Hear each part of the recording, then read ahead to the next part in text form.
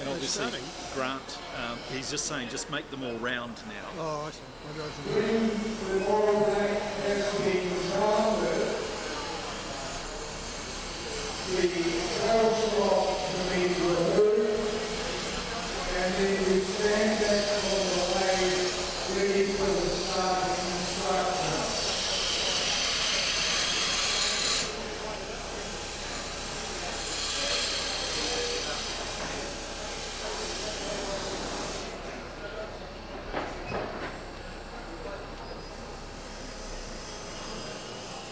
Hey John, when do you want us to step in? When do you want us to step in? Well, this might come on then, will it? Was it? I'll introduce Pete to, will I? Will I introduce Pete? I'll introduce Pete now, will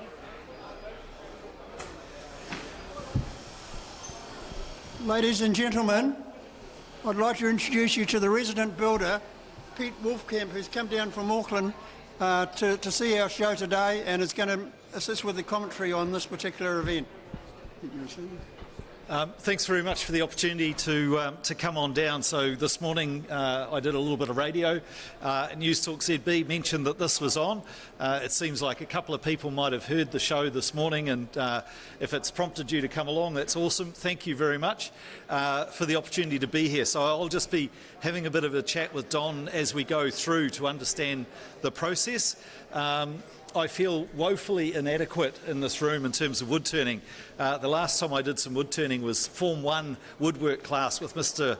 Buckton in about 1978, so it's been a little while, but what I did make then I've still got today. And I think one of the things that I think is awesome about these sorts of events is it's the sheer pleasure of making something, and it's something that maybe, I don't know, some people have forgotten or don't have the opportunity to do. So that's what you're celebrating here today, and that's why I want to celebrate that with you as well. So thanks to Don for the invitation, and I think we're not too far away from getting underway with the competition.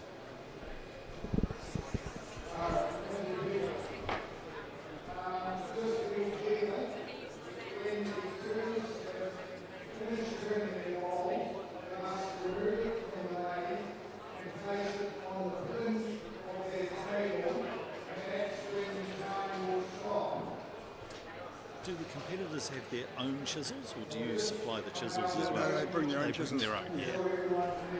There is restriction on what they're allowed to use, but mainly just straight out basic chisels. Right.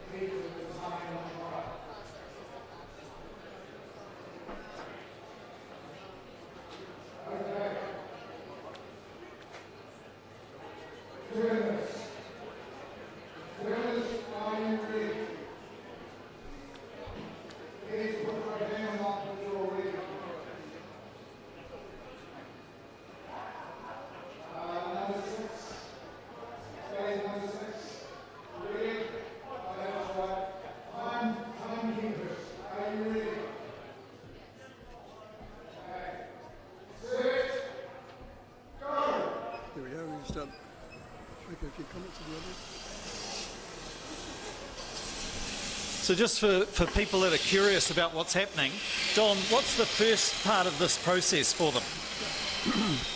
They're going to turn the outside of the bowl using a chisel, and they'll shape the outside of the bowl first, and then they'll move to the inside once they've got their form on the outside.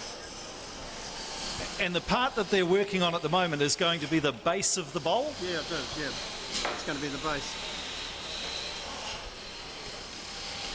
So what about right now some key steps in terms of how much pressure they can apply, how much material they can take off? Well, they can take off as much as they can to meet the shape of the bowl. But, yeah, basically they've he's shaping it round now. And then you'll turn the... So I understand, Don, all of the competitors have a shape, but they've got no dimension. So how do they judge the curve? Oh, they've basically got to judge the curve off that plan that was going to them, and they mainly just shape it round freehand, really. Yeah, most of them have got... I mean, at home you'd have calipers, but here I don't think they'll be using calipers, just freehand. So at home you might have a guide or a set of calipers to work out the shape. This is essentially being able to look at the little drawing. All of them have got a sketch. Yeah. And go through and follow the diagram that's in front of them and try and shape the bowl in line with that.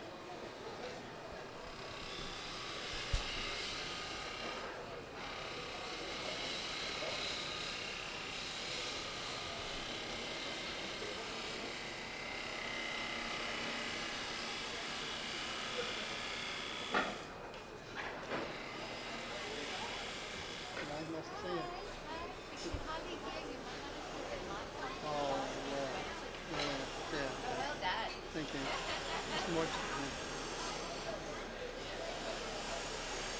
So they're just... If you... turning the bowl. What? Oh, someone's lost the bowl. Once, is that kind of occupational hazard? Yeah, it is, but that's why we put the screens up, so that won't hit anybody. It's... I feel your pain. I was on the scaffold yesterday and dropped a bucket of paint, so I understand what that's like. Don, once they turn the bowl around, they can now start to cut the inside? Cut the inside, yes. They'll cut the inside once they've turned that bowl round. They'll shape the outside and then they'll go in with their bowl turning chisel and do the inside and shape that. There's no sanding or anything like that, so the finish is straight off the chisel. And are they judged on the smoothness of the finish? Is that part of... What's the criteria for judging? The smoothness of the finish, the consistency in the thickness, make sure the thickness is consistent. What's this for?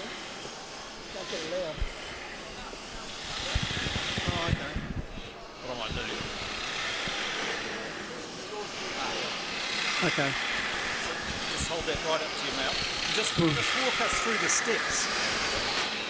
Okay. Dribble out.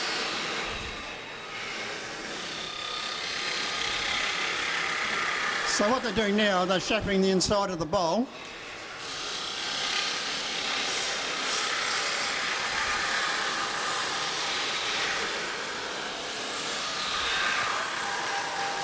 And the criteria is the thickness that they've got to get the thickness of the bowl consistent through.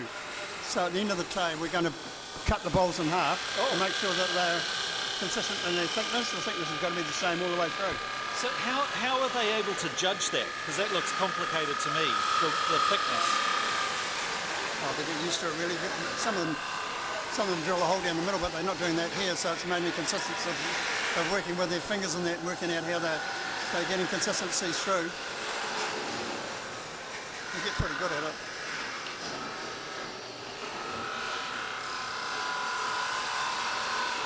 So I can see number 2 here has just sort of reached his fingers inside, just to get a gauge of the... Get a gauge of the thickness, yeah.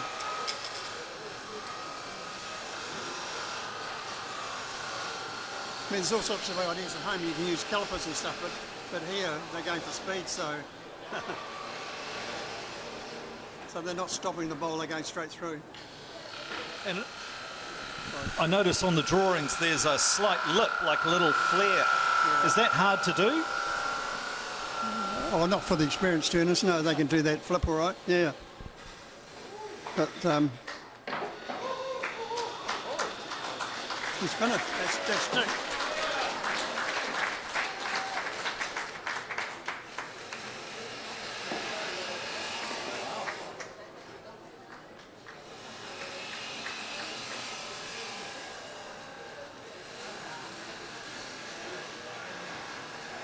So when the next one goes, you'll get more of an idea what it's all about, eh? Right.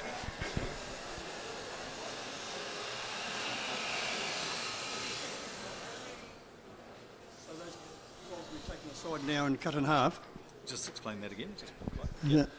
The bowls now will be taken aside and cut in half to look for consistency through the bowl. I can hear people in the audience going, what? You've just made a beautiful bowl and now you're going to cut it in half, right? I agree. If I could create something as nice as that, I don't know that I'd want someone cutting it in half. But it is a key part of the competition. So to be able to judge the inside and the outside thickness to ensure a consistency, I guess, in the wall of the bowl is what they're about. Because that's quite... The bottom of the bowl is part of the consistency as well, because a lot of people will turn the walls right, but they won't turn the bottom to the same consistency. So Don's just saying there, sometimes the walls will be of a certain thickness and a consistent thickness right through, but then the bottom might be deeper. Yeah. Well, well done. Round of applause for all of the contestants.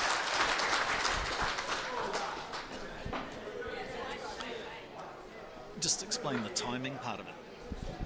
Okay. We have people sitting down there with time watches and are timing the right from the very time they start until the time they finish. So we get a very accurate timing of the turning. So Don, just ahead of the judging, can you run me through the criteria? So speed is a factor, quality of finish, smoothness, consistency of the wall thickness. What else? Oh, it's mainly the finish of the bowl is the main criteria of the finish. I think you've just about covered off all the aspects of it. That I don't think there's anything else that comes into it really other than consistency of thickness, the finish off the chisel because there's no sanding. Right. And the shape. The shape has a factor because it's got to meet this criteria.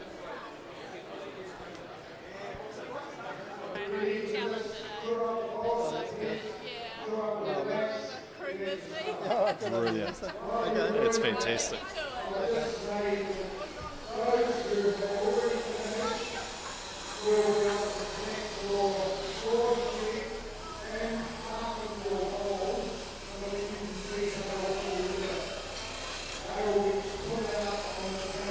So you're happy with the way it's going? It's great. No, it's awesome. I think that's good. Yeah. So they're basically just not using very many chisels to do the cuts. They just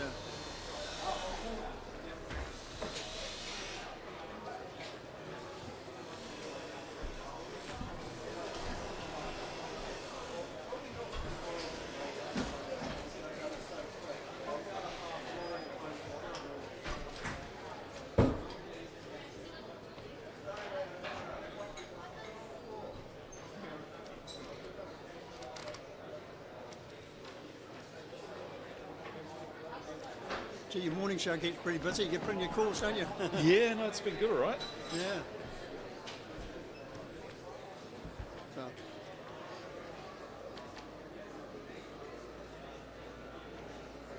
You must answer a lot of people's queries regarding permits and stuff. Yeah, there's a lot of that at the moment, unfortunately.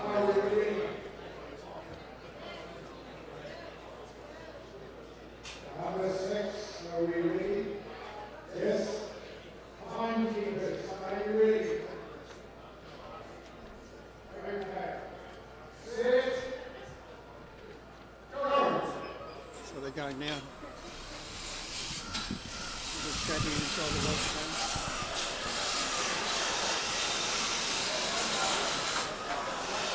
So it seems like all the competitors take broadly the same approach in terms of turning the outside first. Yep. Just tell me about the chisels that they're using. There's a limited range?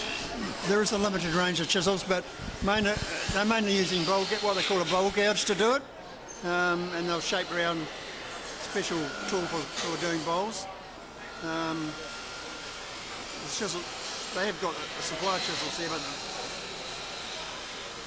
You've got to be really close to the microphone. do I? That's it. There we go. Okay. So they have got a limited supply of chisels, but mainly they're using bowl gouges to do the bowl.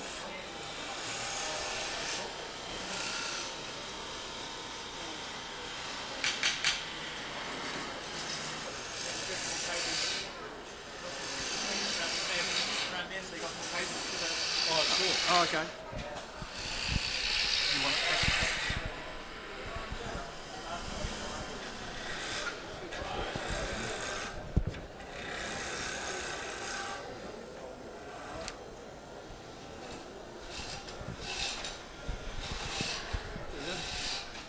shaking the outside of the... Actually, I just realised that one of the previous competitors is just right in front of me here, so I might just get you to talk a little bit about what it... No, come on, do it. Come on up.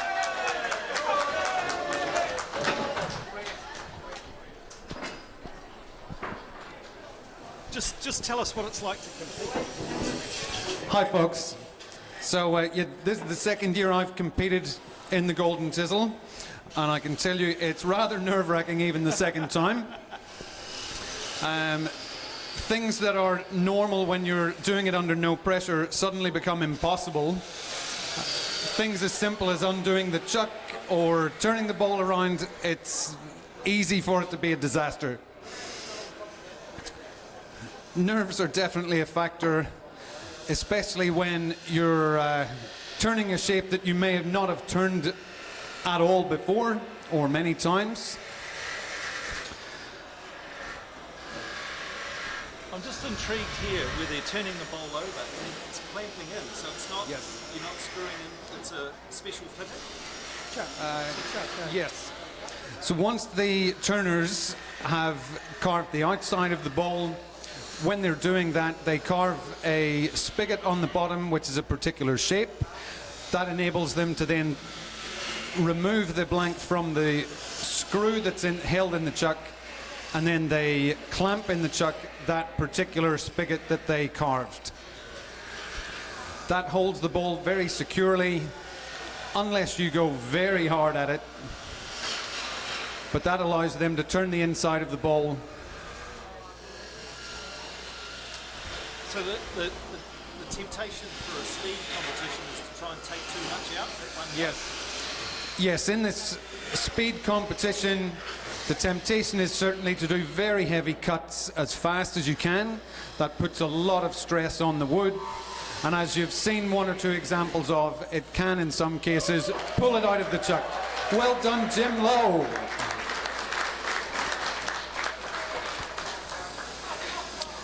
All right, other competitors, time is ticking away.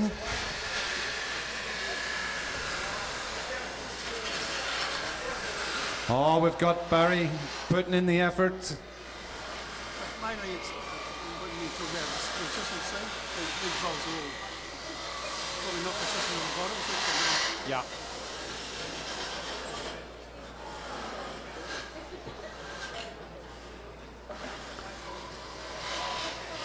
Oh, I've still got 4 turners. Keep going, fellas.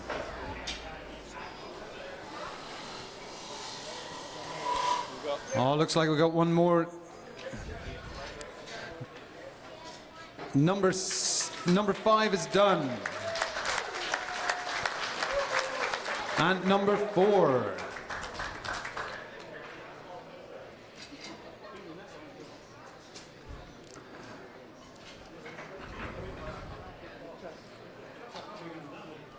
And number 2, well done, Barry.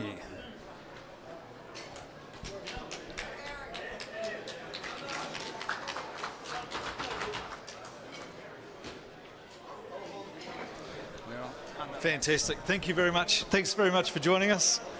It's awesome. yeah, that chuck is grabbing that spigot. They leave a spigot on the bottom, so the chucks, so they'll do the chuck up and grab the jaws of the chuck will grab onto that spigot.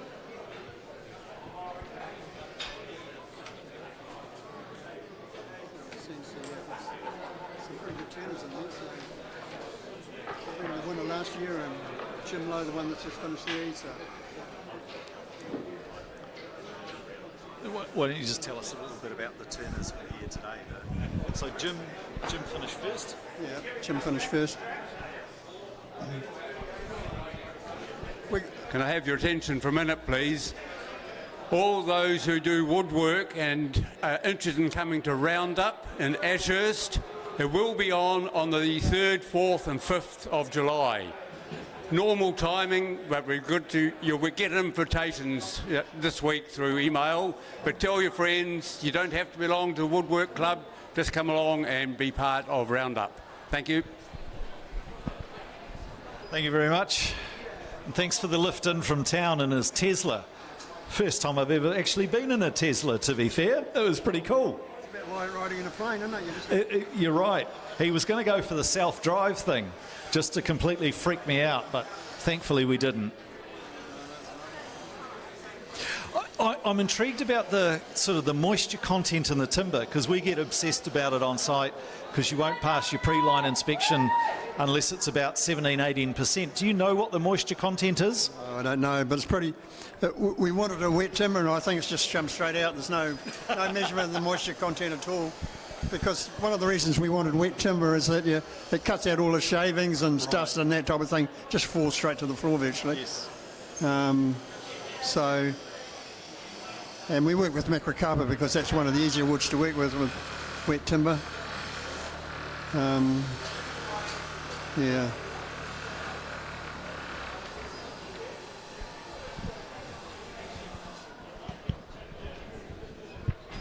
The timber's been milled around Manawatu here somewhere. I think.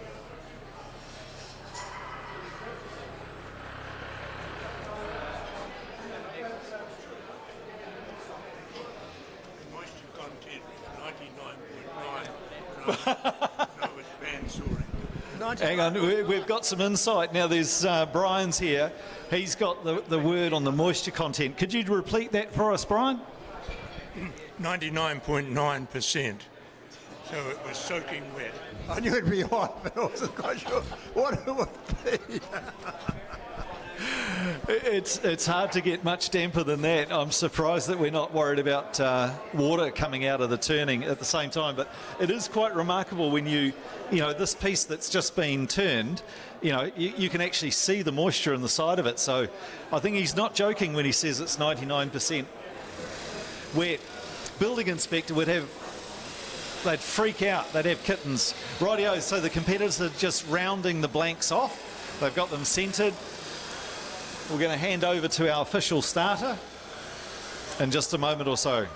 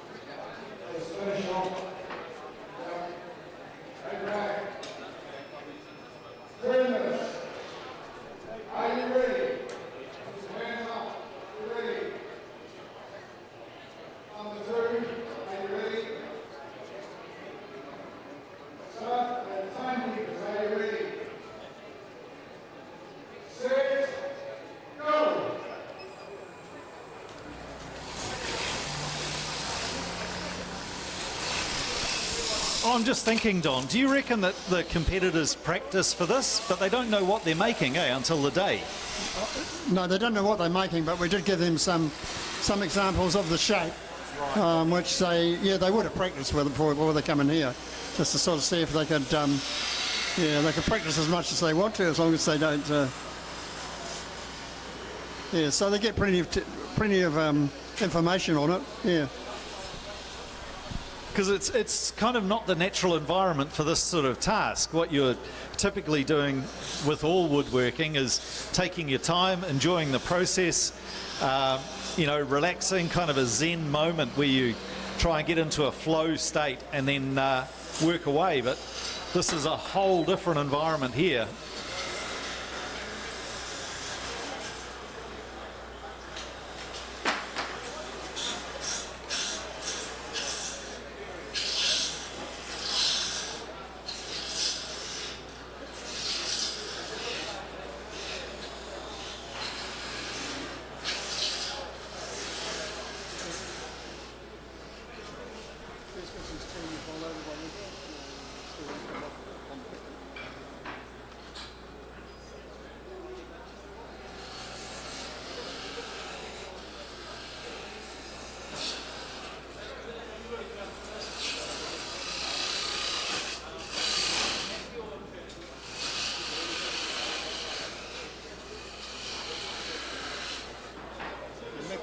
Very good wood to turn, so it's much.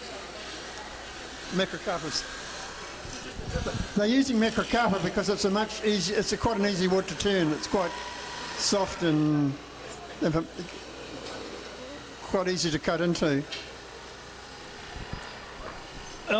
As a bit of a not a bit of a novice, an absolute novice to this, can you just step me through? I'm just watching competitor number 3 there, turning the bowl over.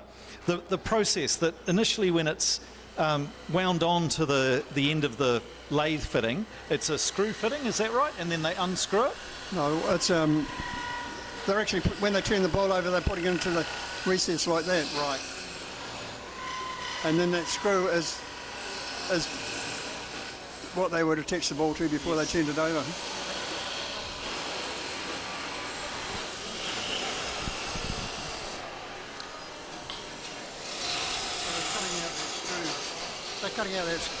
They're now cutting out where they screwed the bowl on. Right. So when they finish, it'll be cut out altogether. It's cutting out there now on number.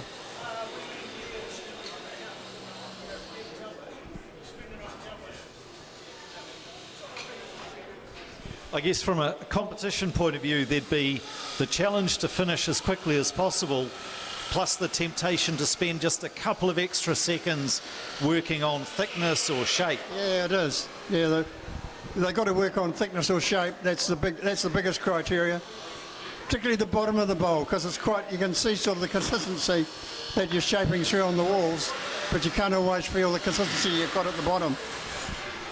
So that you're talking there about, you can sort of reach your fingers in delicately and just see the thickness, but measuring the depth, yeah. Would you normally do that with some calipers or they drill a hole through?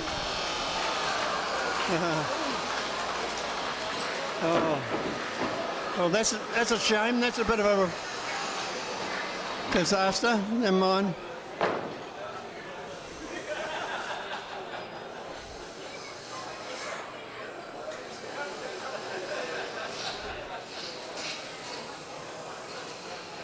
That's the reason we put the safety screens up, so that if something did come and fly off, it could come over and over, so hit the safety screens.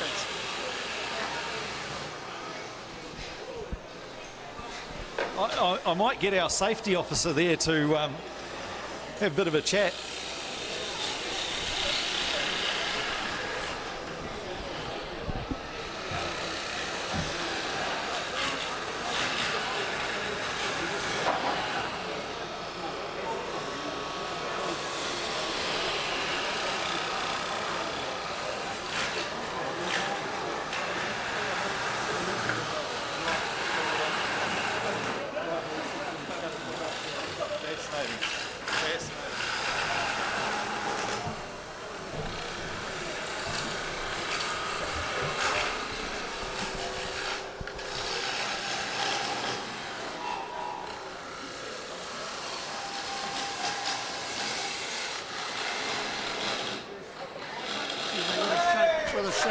They would have shaped the lip of the bowl when they first.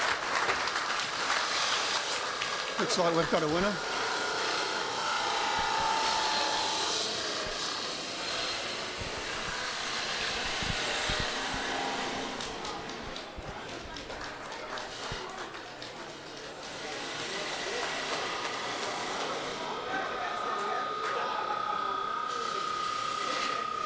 We've got a rather exuberant and ecstatic participant over there who's completed the bowl in what seems like pretty good time.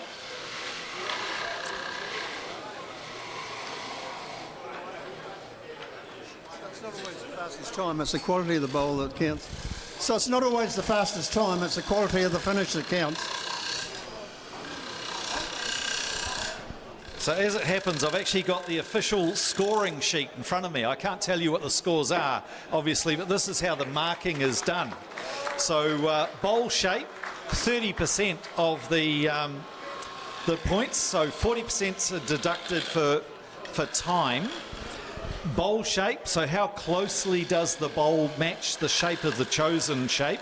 That's a mark out of 20. There's 20 marks up for grabs there. How closely does the base and rim match the chosen shape? There's another 10 marks there. And then there's a quality aspect. That's 30% of the marks. So the inside-outside surface finish is 10 marks. Wall thickness and consistency, 10 marks. And curve consistency is another 10 marks as well. I might grab one of our competitors here for a quick chat as well. Would you like to excuse me? Yeah, we're going to do a little interview. No, come on up. This is awesome. Yeah, this is awesome. G'day, I'm Peter, and you're? I'm Marion. Marion. Yes. So you did exceptionally well. It's because No surprises. Dominic, I saw in the corner of my eye that Dominic walked away, so I thought he's finished. I didn't realize what happened. So I thought, so I should finish now, because Right. otherwise I'll be so late. Yeah. But again, this is it's a competitive environment. It's not how you would normally do wood turning, right? It's No. time and patience and love and care and attention Yes. And addiction. and addiction. Tell us about the addiction. I love that part of it.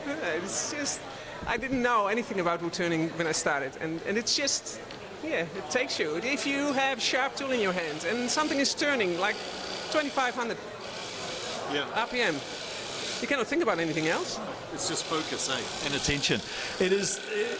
I don't know. I think for those of us that know what it is to make something, we need to pass that on. Yeah, and I think we in the Wairarapa have a very, very, very good guild. Yeah. Very good guild. Very, very sharing, and women and men are allowed to go there. Yeah. And I'm guessing you're a Dutchie as well? Yeah, hey, another Nederlander. Am I tall enough? Another Nederlander. Bedankt. Oh. Ja. Ja, ik ken er wel een klein beetje Nederlands. I think there's lots of Dutch farmers down this way as well, huh? Yeah, exactly. Marianne, thank you very much for that. That's awesome. Rightio. So here's the blank. Screw they put on to start with. Right. They screw it onto the lathe through the... I'm just explaining to Pete how they put it onto the lathe. To start with, they use a screw chuck to put it on, and then they turn the spigot in the second round.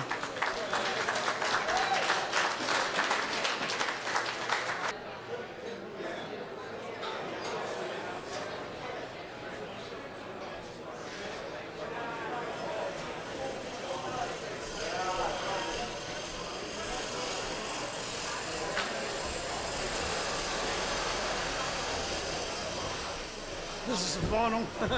Rightio. Yeah. So you're meeting with a few people out there? Yeah, no, it's been lovely having a bit of a chat and a guest to a whole bunch of people. So Don, tell us what we're going to see now. What's happening now? This is the final of the Golden Chisel. I'm pretty sure that there's the final. Go out there. These are all people that have been through the heats, so like Jack. And these people, they're just evening up the blank before they just balancing it on the system.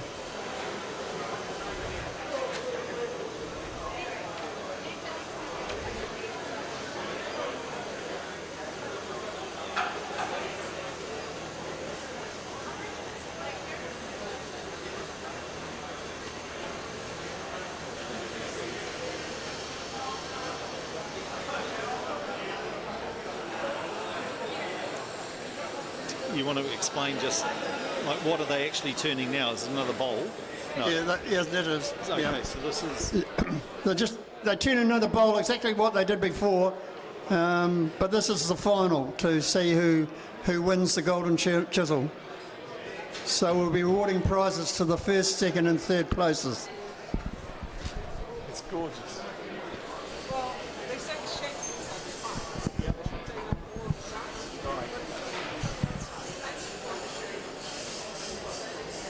Yeah. Mine things. It's all good fun, huh? Yeah. So all of these people have competed in the first rounds. Yeah, they would all compete in the heats, so this is the Okay. final.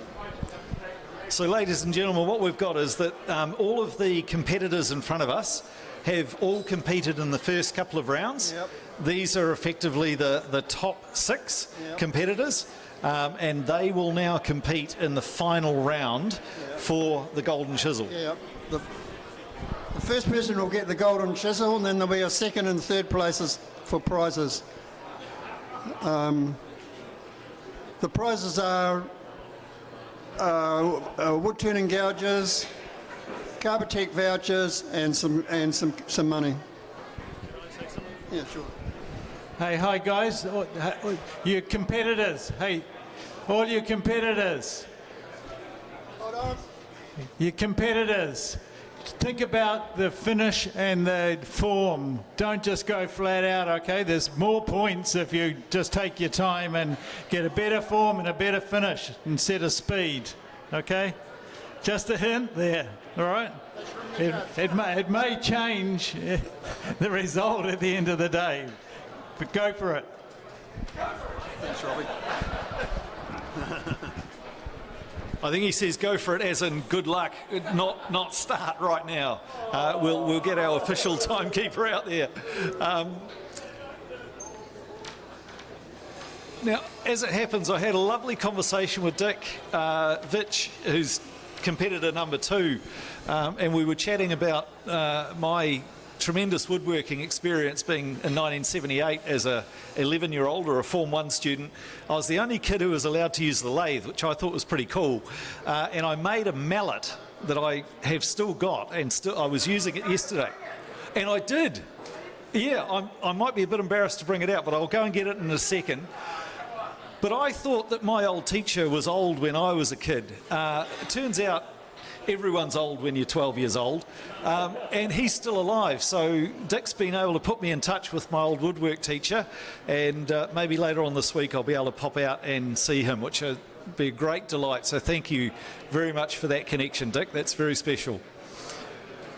Rightio, I think at this stage we're going to hand over to the timekeeper. If you look over there.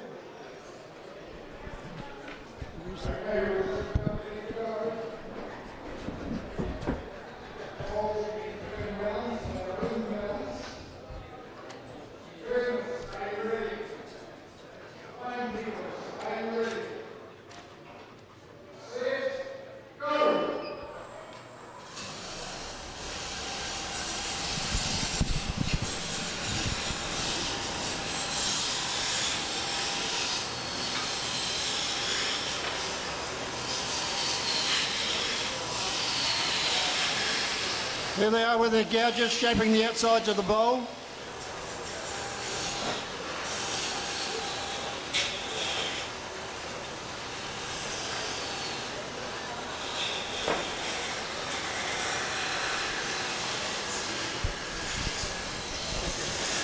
You're blowing her there.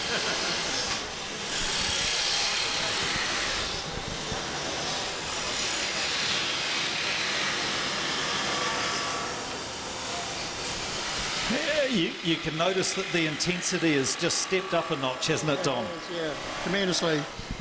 Yeah, these are very experienced turners that are here now, and as you said, Pete, the intensity has stepped up. They're all very seriously competing. They all want to win the major prizes. And I guess for novices, you'd look at this and maybe feel a bit daunted, but the way that you get to this level is just practice, isn't it? Repetition, practice. sticking with your craft, learning constantly. Learning how to keep the bowl on the lathe. Yeah, that's right. Well, it's rather spectacular when the bowl dismounts from the lathe. That's not the intention. So some of the competitors already have finished the exterior shape and are getting ready to turn the bowl over. It's not easy to get the consistency right through the bowl. It's really very, very. You really want to be quite experienced at getting the consistency right through the bottom. And I guess if you were doing this in your own workshop with your own time, with your own lathe and so on, and all of your tools, you'd have all that gear that allows you to measure it. Yeah, you'd be measuring it with calipers. You'd be measuring it with calipers and other sorts of gear.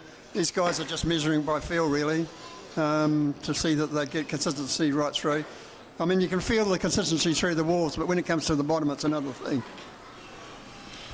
So I think at this stage we've got most of the competitors have flipped over. They've got the base of the bowl located in the spigot and are starting to carve through the inside, which is that critical moment of trying to judge the thickness, trying to get the consistency, I guess trying not to go right through the side. Yep, right through the bottom.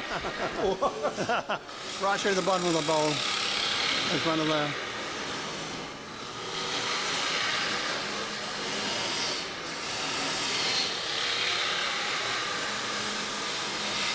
But as the judge said, the importance is getting the thing right rather than the speed thing.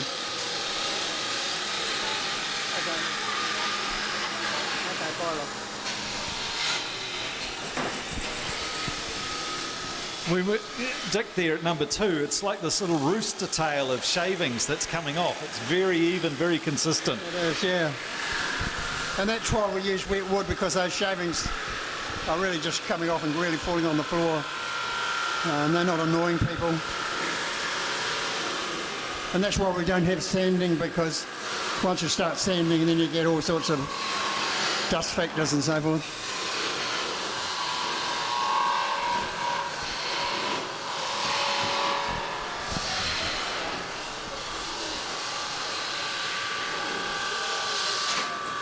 Whoa!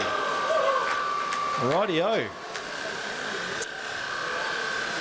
It's time and pressure, and well, they say pressure makes diamonds, right? We just talked about that, didn't we? About the fact of the turning right through the bowl and so forth or other and splitting it off, yeah.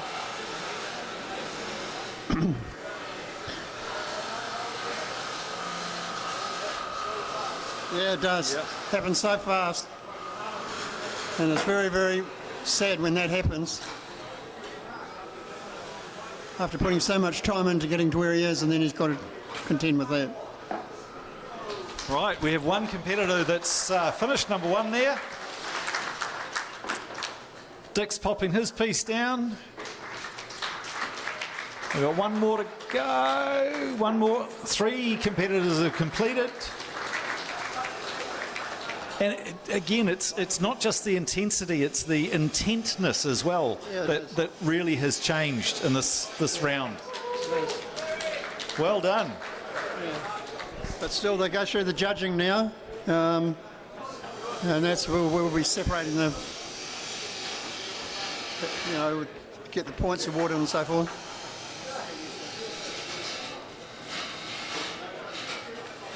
So they've all finished, so it's all going to the judges now.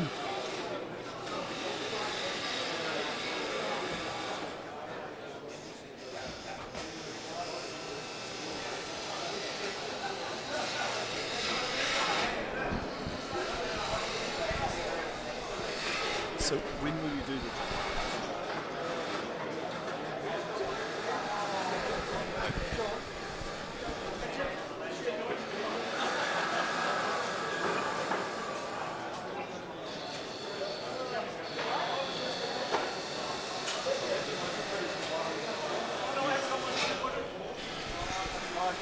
So the next event after this is the team event. To be fair, that fills me with horror, the thought of 2 people with a chisel going hell for leather making a bowl. But the next event will be the team's event.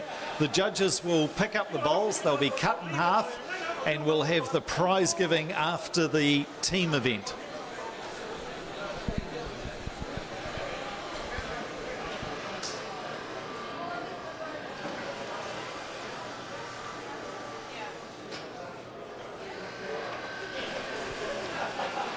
So will the next event follow straight on, will it?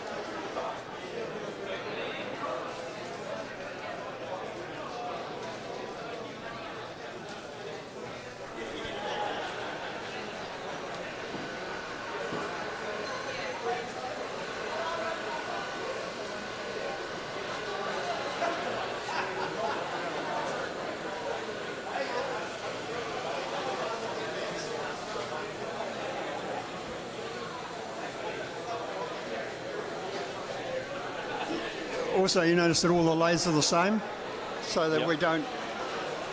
You'll notice that all the lathes are the same, all Technical lathes, they're all the same vintage and everything else, so that we don't...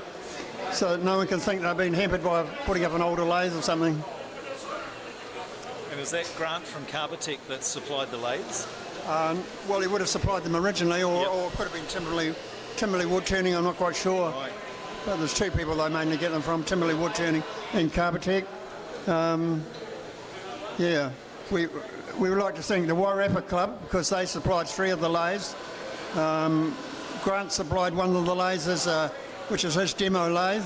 One of them's their own lathe. I'm trying to think where this other one came from, but anyway, yeah. So that we get them all the same.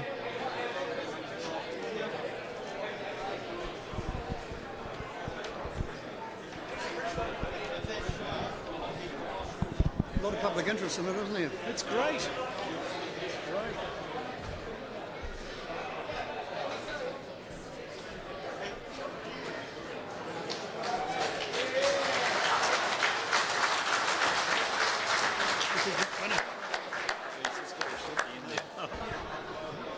Again, I would like to thank Carbotech. Carbotech have been a great... put up the prizes here, and I'd like to thank them very much for putting up the prizes. And ladies and gentlemen, while I still have your attention, I think a round of applause for Don. My understanding is that he does a tremendous amount of work organising this, putting it on the map. So round of applause for Don as well. Well done, mate.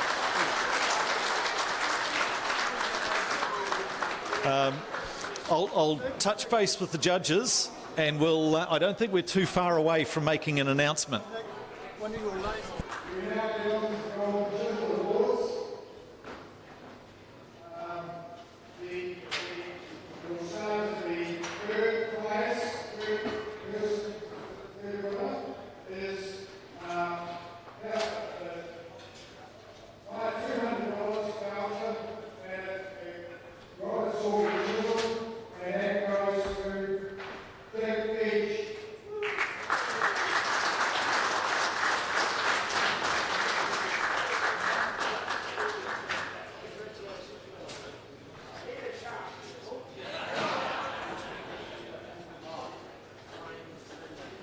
The